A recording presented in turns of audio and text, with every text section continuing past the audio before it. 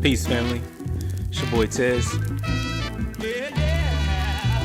What I want to do, talk to you about, is this concept that I was learning in this class. Anytime I'm learning something in the academic setting, I always have to apply it to my personal experiences.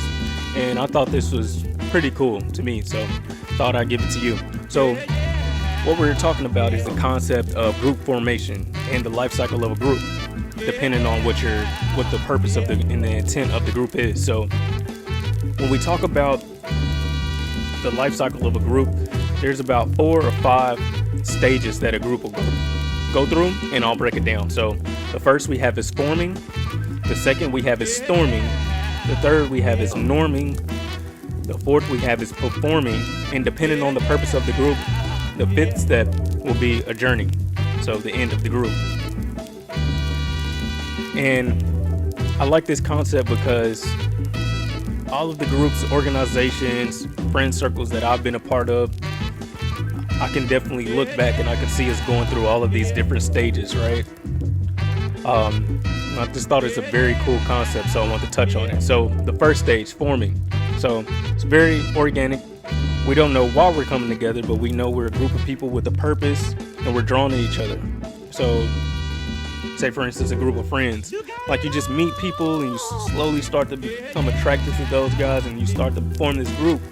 You know, you start sitting at the lunch table together every day. You start, of course, correlating on activities and things like that on the weekend. And before you know it, you're a group, right? Then you have storming, the second step.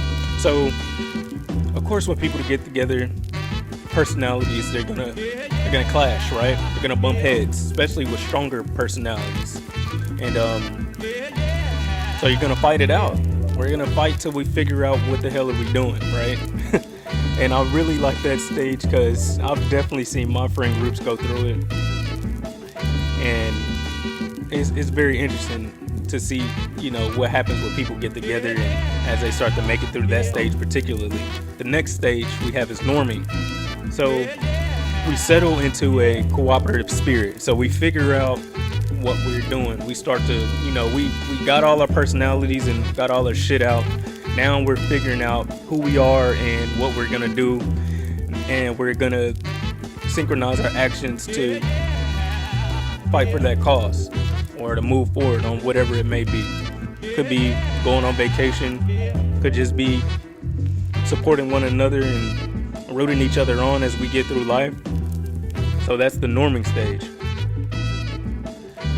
Then next, my favorite stage of group formation is the performing stage. So we fought it out, we bumped heads, all our personalities out there, we settled into our roles and who we are within the collective. And now we're using our time, effort, and energy to actually complete tasks. So going on vacation, planning annual meetups, dinners, things like that, investing to acquire property, and to execute business ventures and things like that. That is what the performing stage is all about. Depending on what type of group you're in, like if it's a project group for a specific project, the last stage in this cycle is adjourning. So we've done what we came to do. Now we're going to disperse and move on. Unlike project groups, friend groups, this stage doesn't really apply because we intend to have these groups until the end of time, right? So I just wanted to share that with everybody and give you a piece of my mind and how I think about that. I just thought it was a really interesting concept, and if we pay attention to those stages and focus on those stages a little bit more, we can better construct and direct our intentions as a group and move forward. This time I'd like to shout out my personal friends, everybody out there. I love y'all. Peace, love, light, and life. Y'all know what it is. Peace.